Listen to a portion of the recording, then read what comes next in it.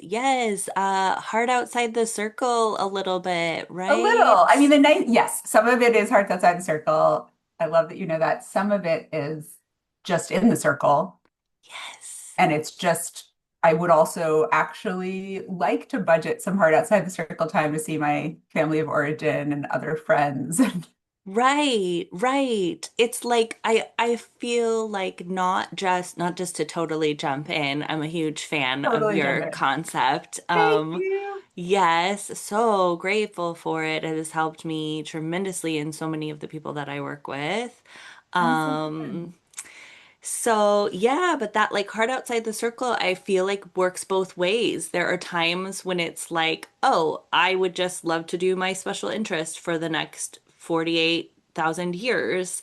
And I also signed up to be a member of my family, a member of my community, and like, yeah, the both the things that resource us and the things that challenge us, like Yes.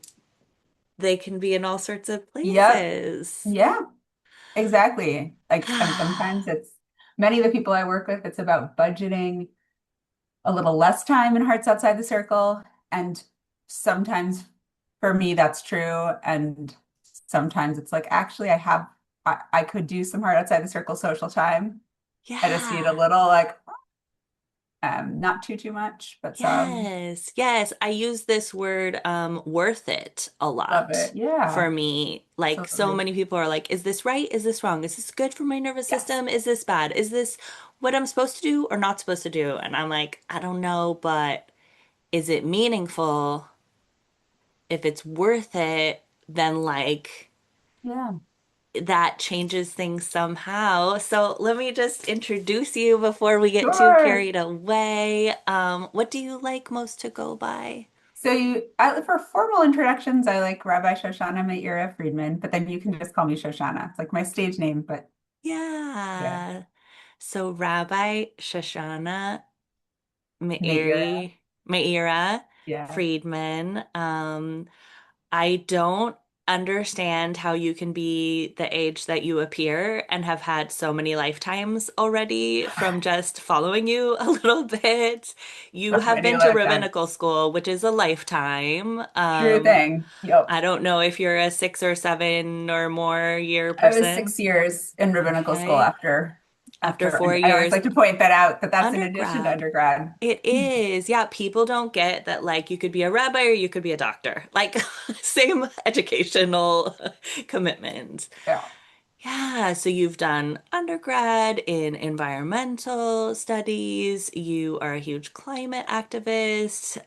You are a ordained rabbi. You've had congregations. You've done congregational work Yeah. and rabbinical work, and now you have this whole life as autism, PDA.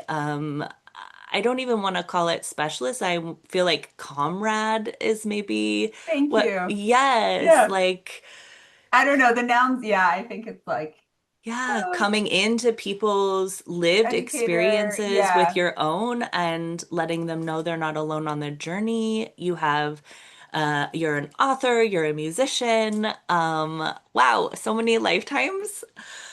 This is the ADHD part of how I mean, I don't know that I actually I think I'm probably not ADHD by any clinical definition, but the PDA autism combo can have some of that.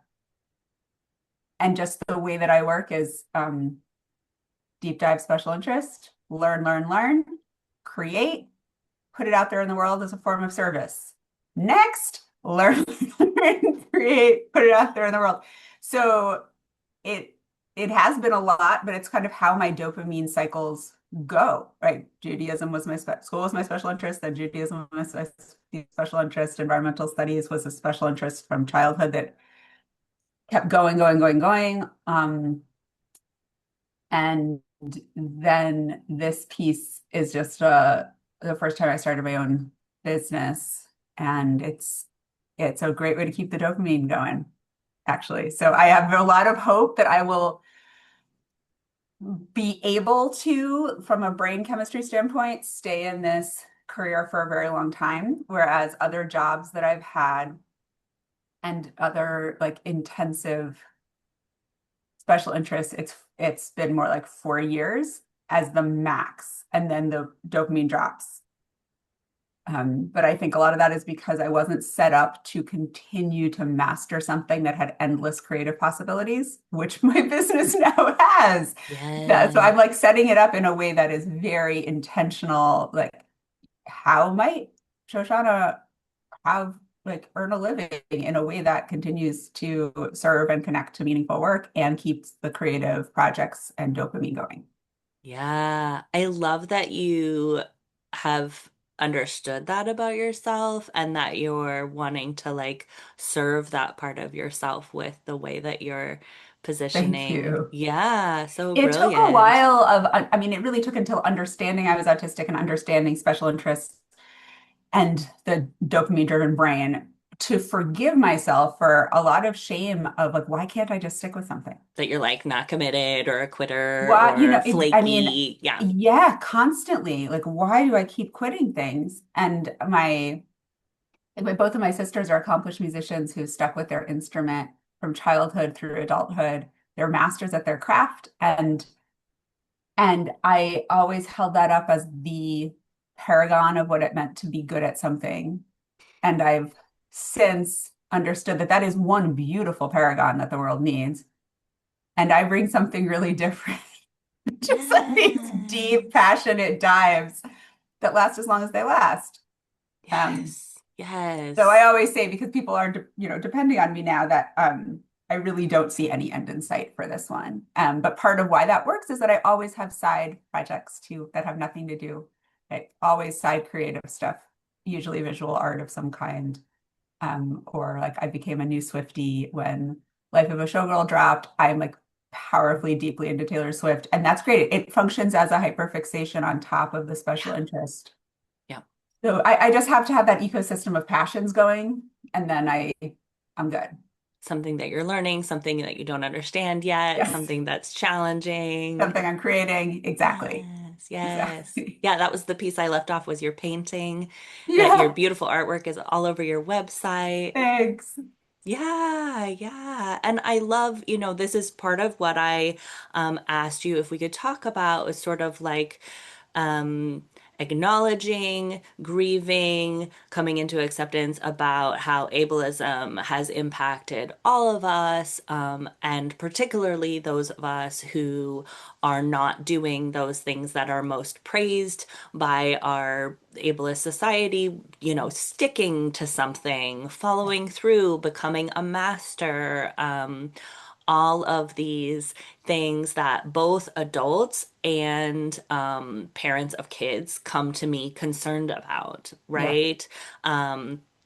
If I let myself be accommodated, if I let myself follow my special interest, if I, take care of my nervous system, then I am sacrificing all of these other things that have been rewarded in society, and I'm making myself vulnerable to things that are punished Yeah. by society, which is real. I Yeah. never want to downplay that for people.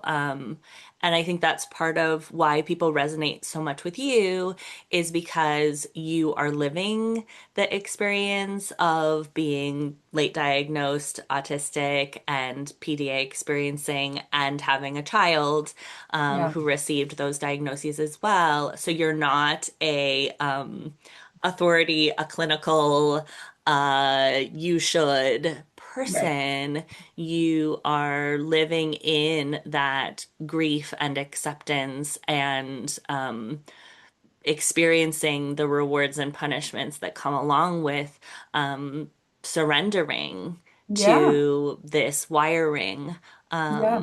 And I'd love to hear more about how that process was for you, for yourself, and as a parent. Hello, pup. This is Nelly Ananda.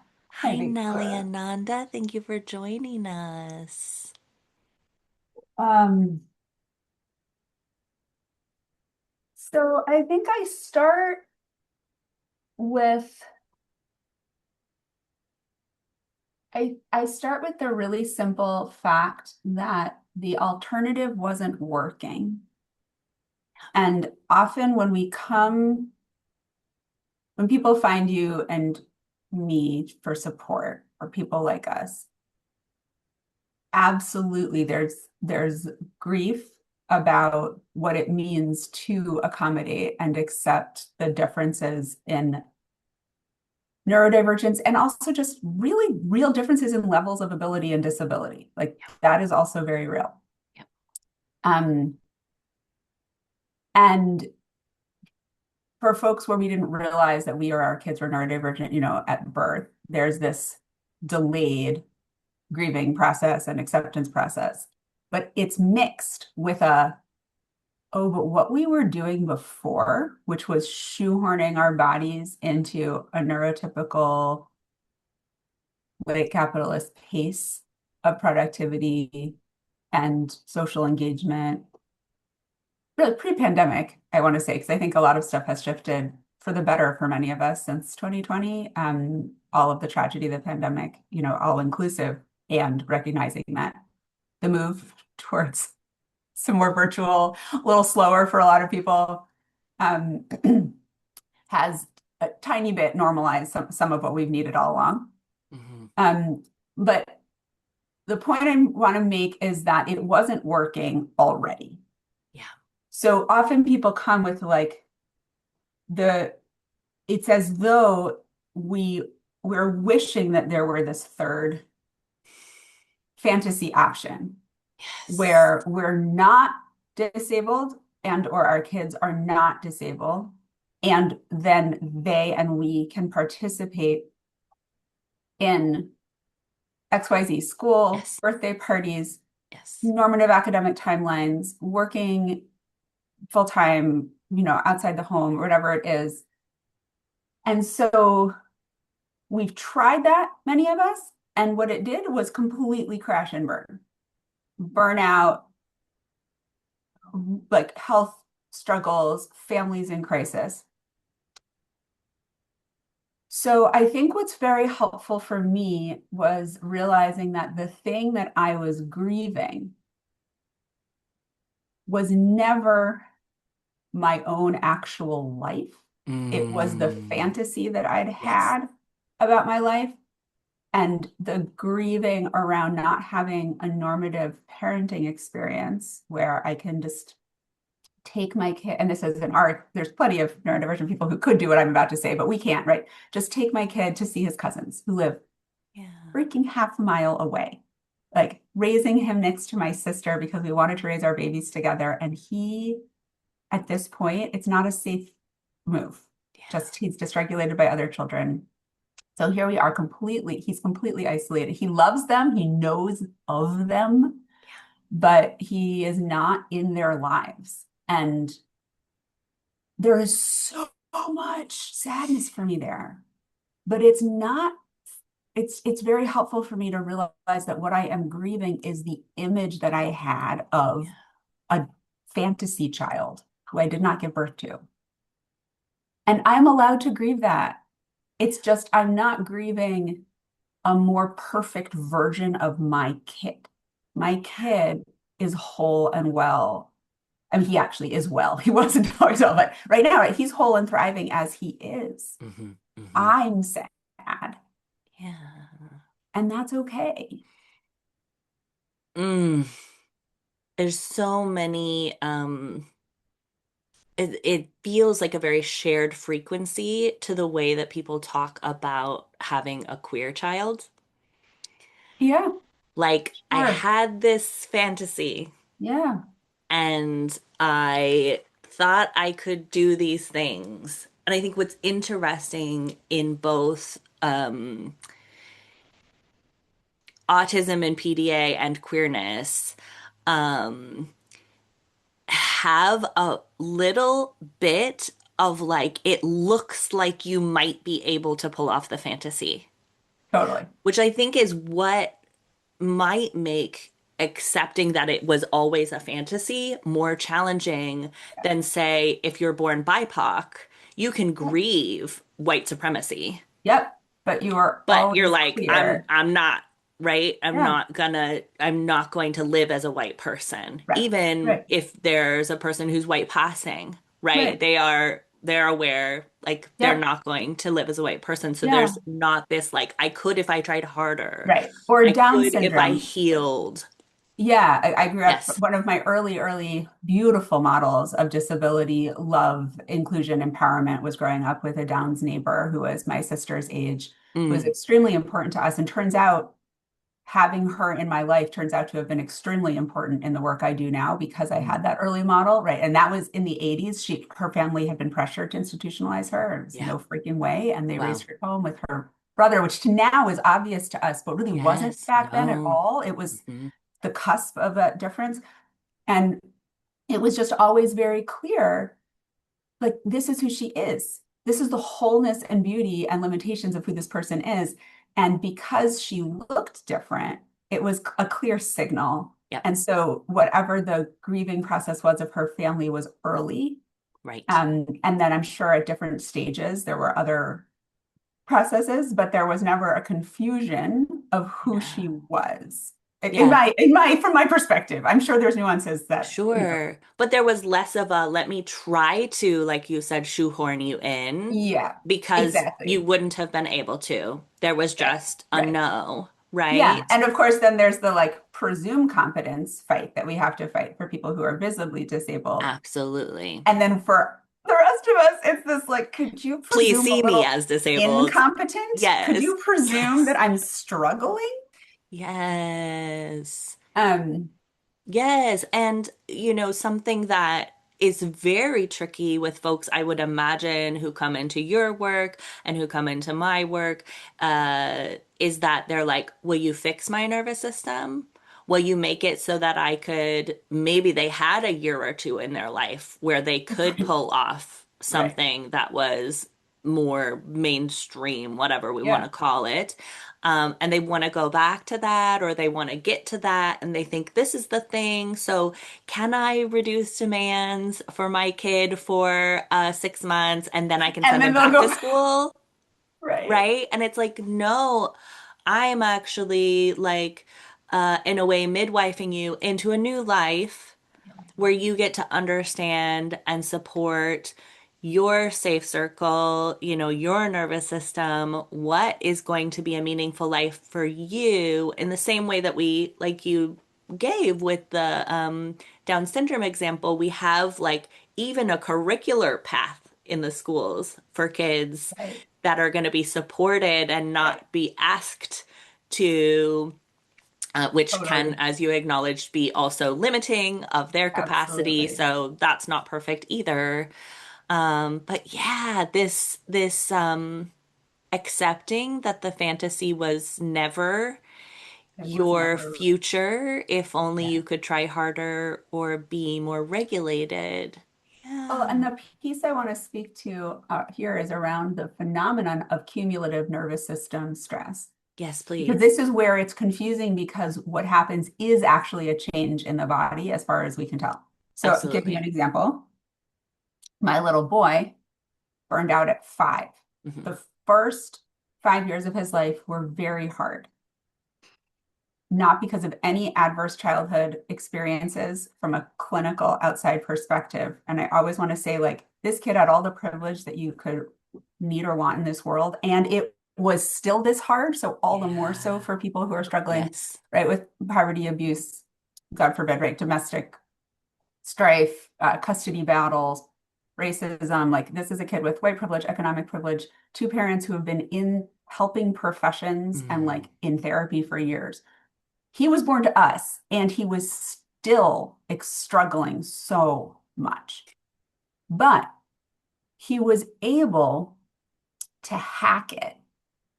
We could physically get him places. We could offer the popsicle, hold him through the meltdown, like be there with him through the meltdown, hold the boundary, do the thing. And he was still able physically to leave the house, see people, eat, sleep, poop, and pee.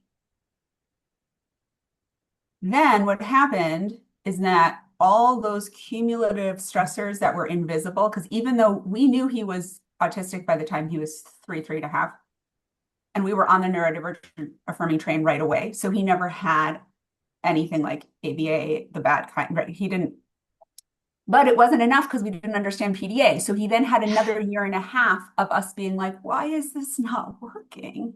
Yeah. And in that time, using my metaphor, these arrows of losses of autonomy just kept jabbing, losses of social status, Yeah. losses of control, tiny ones, minute ones, tiny to if you were to measure in some objective way, but not tiny in how they landed in his little body, huge in how they Absolutely. landed in the Absolutely. body. And so by the time he was 5, this child had racked up 5 years worth of arrows. He had just been Hmm. shot by with these nervous system jabs, Yeah. and his physiological capacity changed. Yeah. And that is a great source of sadness for me because I do think that there could have been a world in which, had I known about PDA, which would never have happened because we were barely talking about it when he was right. That's right. Let's just say I had known about PDA from the time he was 18 months. Hmm. I just wonder, he wouldn't have hit burnout. His life might look similar now, but maybe he Hmm. would have some more foods in a safe circle. Maybe toileting would not be the sickiest basic need because he wouldn't have messed up the toilet training to begin Yeah. with. Like maybe he would be able to have relationships with other kids that really worked because we would have understood from a very young age how to bridge those in. I don't know. It could be that his life after burnout is exactly what his life was always going to look like. But for sure, life after burnout, the body is tired. And for a 5-year-old who burns out and who has all the right supports, there's a lot of healing that can happen. And my kid is doing beautifully now at 8.5. His safe circle looks nothing like a typical 8.5-year-old's. And to use my language, he's accessing all of his aspects of thriving. If we think about what does a human being need to thrive, Hmm. not what does culture think we should, he's accessing his. Yes. But now let's contrast that story with me. So I was born less disabled than my kid in most areas. By Hmm. that, I mean really specific, like I don't have apraxia. My speech and fine motor are easy for me. Um, my dysregulation was never externalized in a way that was so exhausting to the body. So Yep. I had a lot of internal struggle, but my body was able to and enjoyed school, some extracurriculars, going to friends' houses. I was a rock star in high school, as so many of us with my profile are. I was in 12 plays, literally, because I went to a public high school that just did so much theater. I was in 12 phenomenal theater productions, honors chorus, traveled. I had the privilege to travel all over the world in my teens and 20s with various things. I went to college, also excelled in college, grabbed an eating disorder along the way, some OCD, right? Some stuff's percolating. My hyper empathy was always exhausting. I would go into meltdowns and shutdowns that nobody understood. All that was happening, but the cumulative arrows didn't totally collapse my safe circle. Hmm. Why? I think in part because of my neurotransmitters are not as imbalanced as my Yeah. kiddos Yeah. innately. I think part of it's innate. And part of it also is that just the skills that I happen to have and the way that my special interest drive works happen to work really well for school. So Yep. I was doing fine. Then 4 years into rabbinical school, things just started to like the wheels started to come off a little bit. It was much harder for me to focus. It was harder for me to be present. A lot of fawning. I'm writing a piece right now actually about my years of fawning religiously, which we Ooh, could talk about. I would love to read that. Um, and then I became a mom. And this is the story of so many of us, where I think people are like, can you fix my nervous system? So the thing is that the capacity that my body had in my teens and 20s is not the same physiological capacity that my body had, A, after a difficult pregnancy and birth at 35, Mhm. and B, being the parent of a high needs kid. Yeah. So these are changes in my body where I don't go back Yes. to the capacity I had at 18, not only because I'm aging, not only because I'm now 43 and like, well, probably I'm already in some kind of perimenopause that I don't quite understand or feel yet. That would happen anyway, but it's also the events in my life and the arrows. And so it's not like we are born with a static safe circle. Mm-mm. And I don't regret, I think it's important to say, and I don't talk about this a lot, that like I don't really regret any of the big life, big travel, big social, big school, big activities life that I had as a teen and in my 20s. I do have regrets about how little I understood myself by the time I was in my 30s, because that's when it had very real impact on my marriage and on my Yeah. body and on those early years of my kid. Yeah.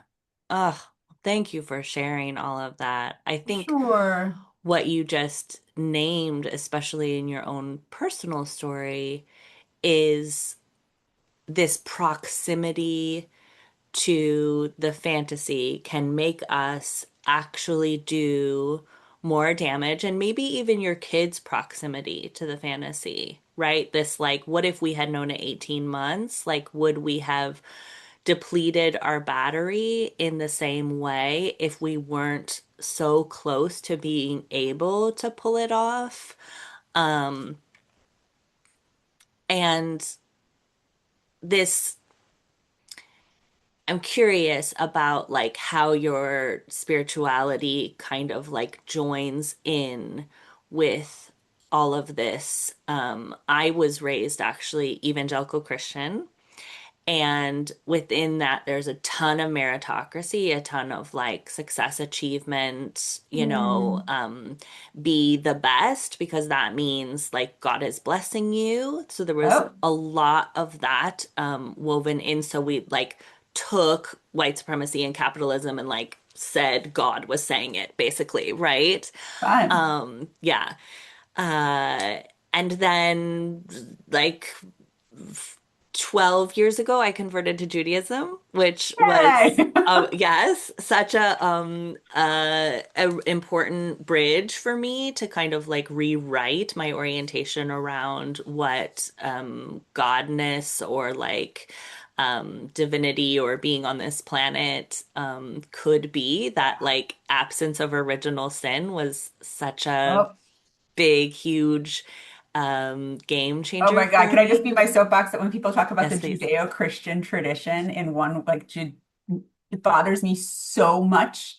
It's such a damaging term because Yeah, there's such deep difference in how Jews yeah. and the church have interpreted those stories and what we, anyway, please continue. Yeah, Yes. no, absolutely worth that, like, grief about being Yeah. associated or lumped in together because Yeah. are such like fundamental differences around like who you are and how you like basically perform your goodness that I think are really connected with ableism. Oh, yeah. I just got a whole body reaction when you said perform goodness. Yeah. Yeah, yeah. So I'm curious about your experiences of understanding yourself in relationship with divinity or spirituality and how that affects your relationship with ableism and your Yeah. experiences with Thanks for that disability. question. Yeah.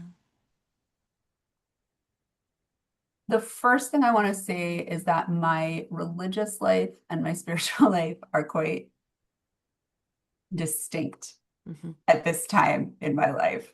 There's a whole there's a whole lot I could say around that. I don't it's a different tangent around my relationship to Jewish practice Sure. and what happened when I started to accommodate my kid and unmask and discover Mm. what was happening in my body as Mm. I experimented with more observance with Judaism in my 20s and early 30s. That's a whole thing. I want to actually, for the sake of your listeners, um, talk more about the spiritual piece, by which I mean my sense of what I call God, which, as my father-in-law, Reb Zalman Schachter Shalomi, who is a very important figure in Jewish He's your thought, and my father-in-law? father-in-law, yeah, yeah, No, and I my just got all the chills. my dad studied with him, and then I married his youngest son, and Reb Zalman was a huge Your impact. Jewish lineage, like anybody outside of Judaism does not quite understand, but oh my heavens. Yeah, it's a big deal in terms of like the legacy that It is. my husband and I bring into the work we do now. For both of us is I am a rabbi. He thought he was going to become a rabbi, but both of us are now working outside, for the most part, outside of Jewish institutional life. And yet the work we're doing is so informed Yeah. by the mystical tradition. So what I want to say is that for me, there's a couple of things here. One is the idea of B'Tselem Elohim, which comes from Genesis, that we as humans, but I'm a panentheist, meaning like for me, the earth is alive, life is alive. We are not separate Mm. from life, from the web of life Yes. at Yes. all. We are products of evolution, as is everything else. And I see that there is what I call the divine. Oh, what I was going to say about Reb Zalman is he would say, the God you don't believe in, I don't believe in either. Yeah. So if I use the word God for anyone listening, I promise you that the God you don't believe in, I don't believe in either. um, Beautiful. I I relate to, and this comes back to my deep earth roots as a hyper empathic autistic kid, feeling everything Yeah. in the more than human world so strongly. For me, the earth is a living, multifaceted being, and evolution is the force by which the divine is getting to know itself. Hmm. And it's a very Jewish concept laid over evolution. And and therefore, when I am working with people with struggling kids, when I'm working with struggling adults, I am seeing God dressed up Mm. as this struggling person. And I'm not an old man in the sky. I'm talking about the force of life itself that wants to become, that wants to be known. Mm. The the force that through the green fuse drives the flower is the line of Dylan. I think it's a Dylan Thomas poem. It's like it's that Beautiful. becomingness in Mm. I know you know this, but for viewers, the word that is translated as Lord in the Hebrew Bible is Yud He Vav He, which are four Hebrew letters that are essentially a mashup combination of the conjugations of the verb to be. So essentially, Mm. our deepest, most sacred name for God is, was, will be, meaning the force that is becoming. Mm. And so when I'm doing my work, which I feel, in Rev Zalman's words, I feel very deployed to do, because I Yeah. never, ever would have seen this coming in my life, Yep. ever. Um, I am in service to the becomingness that's inside these individuals who are not atomized individuals at all, but part of the fabric of becoming and Mhm. wellness and seeking that we're all part of, that the planet is going through right now. And I see it also, for me, it's also deeply meaningful, spiritually grounded in the same principles that drove my climate work. I'm not super active in the climate movement anymore. I have my book out. For anyone who doesn't know, I wrote a children's book. It's not just for kids, though. It's a book that's in the guise for children, but it's really for everybody. Um, it's based on my anthem that my husband and I I was wrote for the gonna say climate. you also have a song with the same Yeah, we have a title. song that kind of went globally viral. It's called The Tide is Rising, and this book came out beautifully. It's through Beaming Books. It is beautiful. Um, so the work with the climate movement was is really at its core saying the extractive, the extraction of resources from the confines of this living planet that has her own constraints is literally sending the planet into burnout. Like I Yep. love, we think about climate change, it's just It's a all form of burnout. fractals. Yep. We're just literally burning too much energy. That's it. And extracting too much, and we're in wrong Yeah. relationship to her body, right? Ugh. So Adam olam katan olam adam gadol. A person is a microcosm of the universe, and the universe is a macrocosm of a person. The universe is a macrocosm of a person. So take that whole idea that I've been working on for all those years around climate change, like let's be in right relationship with the body of the earth. And it's the same work I'm doing now. It's just let's be in right relationship with the bodies of our human form Yes. and Yes. understand these as sacred systems that Yes. have their own constraints. And that when we try to extract compliance and extract productivity and extract neuronormativity from bodies that are not designed for that, we burn out. And we essentially, it's part of the same, to me, it's all part of the same movement. Absolutely. Paul Hawken has this beautiful book out from the early 2000s called Blessed Unrest, where Mm, he traced what he called a decentralized immune response mm, across the planet of all of these different NGOs.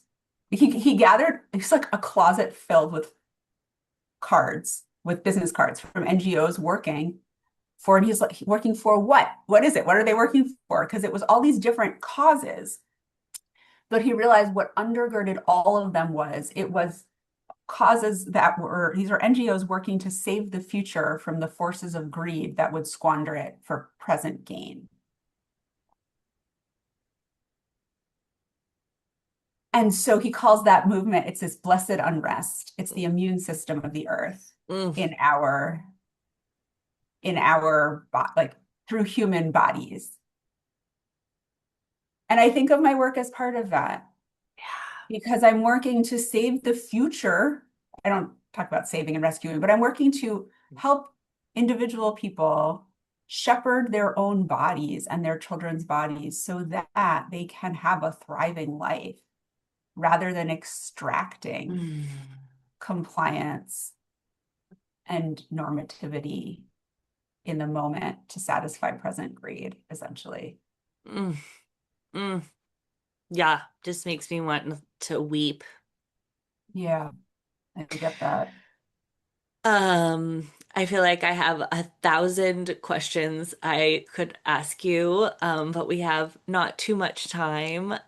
So I want to be respectful of your time.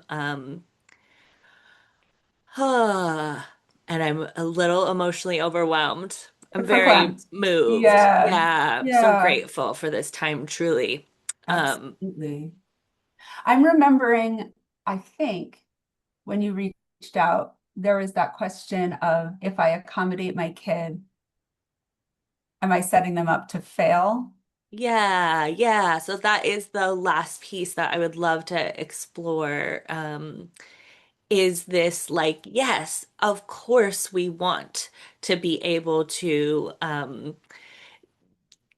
guard, uh, steward, be Yeah, stewards of both the planet and our precious bodies and our children's precious bodies.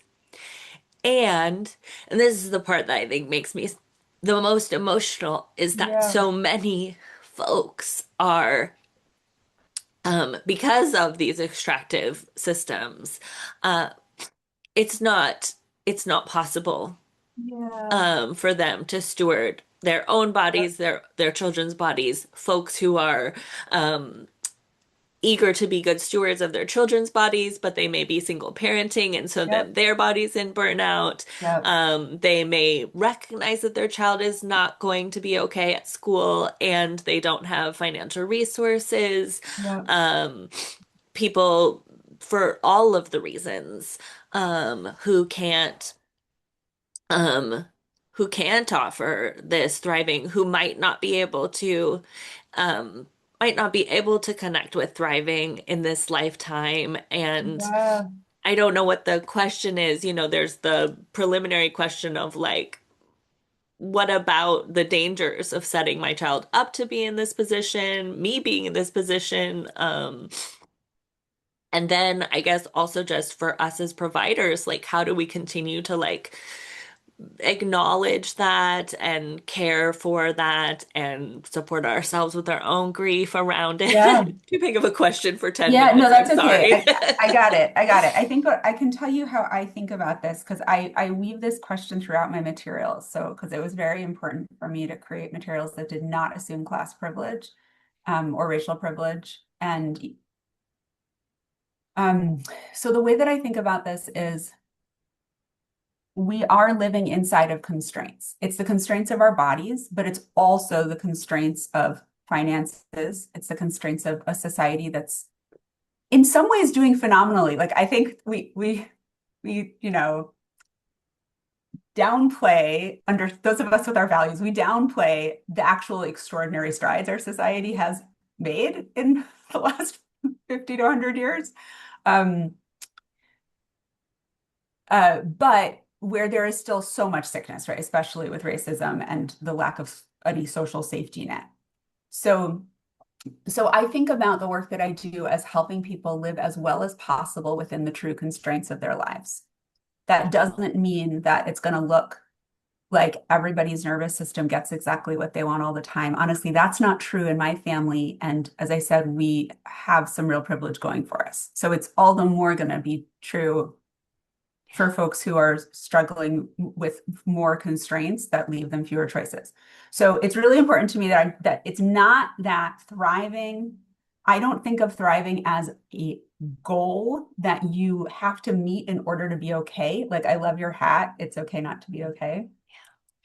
I think about what does it look like for this person to thrive ideally? And then let's just have that as our North Star. You can never get to the North Star.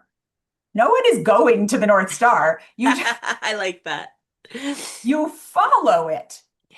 so that you're going in the right direction. Okay. So what does thriving look like for a kid who's in a school system when really ideally they would not be in a school system? So that's going to look like, if for a family working with me, it's going to look like some really clear guidance around school advocacy. Because it's not, are you in school or are you not in school? Yeah. It's what are the specific arrows that are jab at your child in this school system, and how many can we remove and mitigate?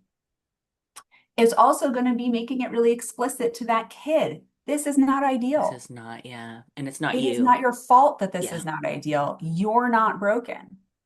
I've got to keep working in order for us to have a house. We're going to figure X, Y, or Z out so that maybe, I mean, there's a lot of people I work with who are single parents with kids at home, and it's wild what people do figure out once.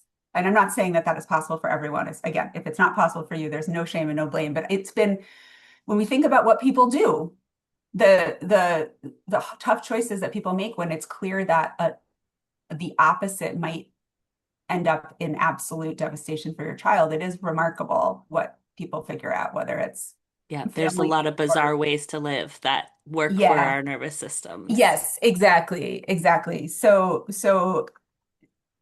everybody, this is why I try to get really granular.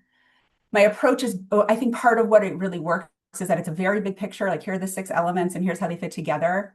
And it's, let's get super granular. What does this person's safe circle look like right now? What are the arrows jabbing at their body right now?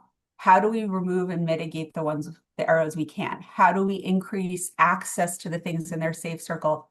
Even if school's outside their safe circle, how do we increase cues of safety at school based on their special interests, their sensory needs, their needs for social regulation? So, and then how do we create community and co-regulation for the caregivers? And that's where a Yeah. big answer to your question for me was creating a community, Yeah. because the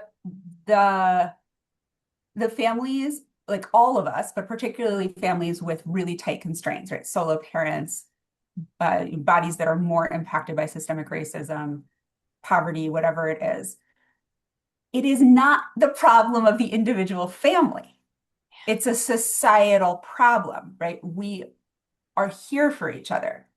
So while I was not able, it's not my calling to create like a crisis center, I do have this online community where you can be not alone. And there are people who will often, if you need to talk to someone, you post in the feed, I just need to talk. Someone will almost always be there. You have Yeah. direct access to me, you have access to my materials.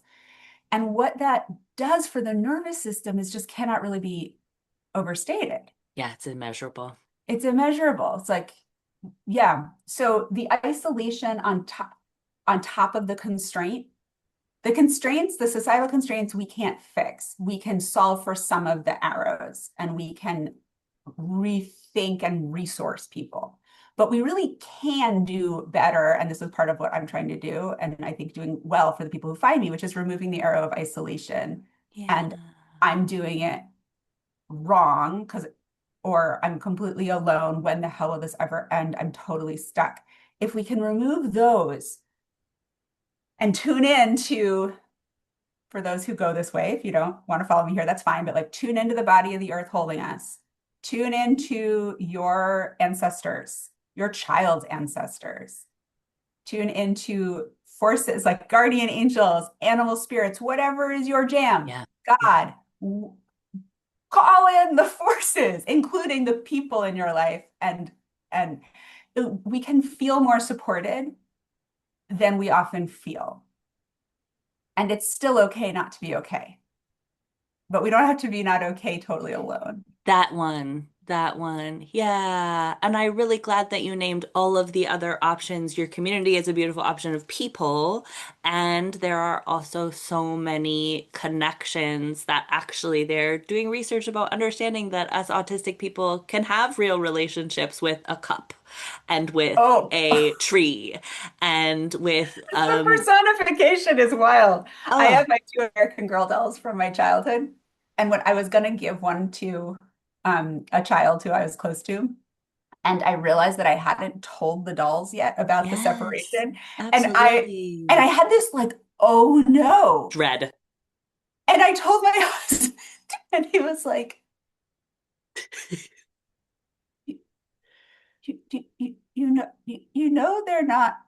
You're like, nope, I don't know I was that. like, I don't seem to know that they're not alive. And I was like, they feel so alive.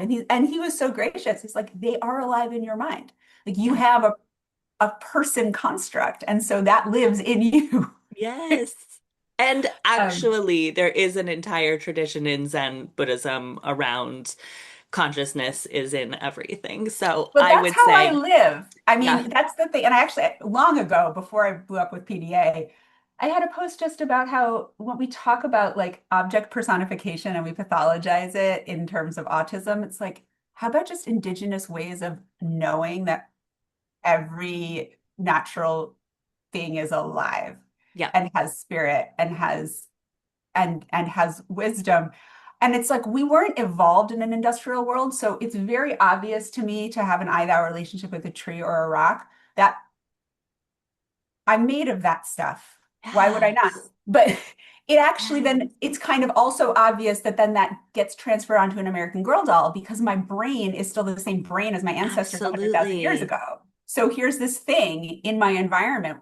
Why would I not experience it as a being? Absolutely. And they're made of the same stuff that the trees and we are. Yeah, So, just of course, yeah, there's over still stardust. over fossil fuels. Exactly. So Yeah. anyway, yes, we can call on our supports. We can call on our supports. It doesn't have to be woo woo. It's science. We are made of the same atoms as everything, literally Aw. made of the earth. Um, Ah, yeah. well, thank you so much. Yeah, that piece about, how will my child ever be a part of a functioning member of society? And I think what's important for me there is that the society is not functional. So Yes. if we want to create a dysfunctional member of a dysfunctional society, then I love You that. know how to do that. I But will also add that what I think that's code for often is how will this person, treat people kindly. It's like let's get underneath what that word is. If we yeah. have 2 more minutes, like how do they treat people kindly? How will Uh, they maybe one day be able to get themselves a snack? Will they ever be able to make money? I mean, those are yeah. like the three things Oh, that I think is under it, right? survival. And what I say to that is, look, I don't know the Hmm. future, but I Hmm. can tell you with absolute certainty that a nervous system that can regulate and feel safe is the bedrock of what we build a life with more skills. Yep. So stressing a kid out to get them to do X, Y, or Z right now while they're young shrinks their safe circle, leads to a much harder young Yes. adulthood and older adulthood. So the logic is it is Yes. still that we might get to quote unquote more functioning if we want to use that language.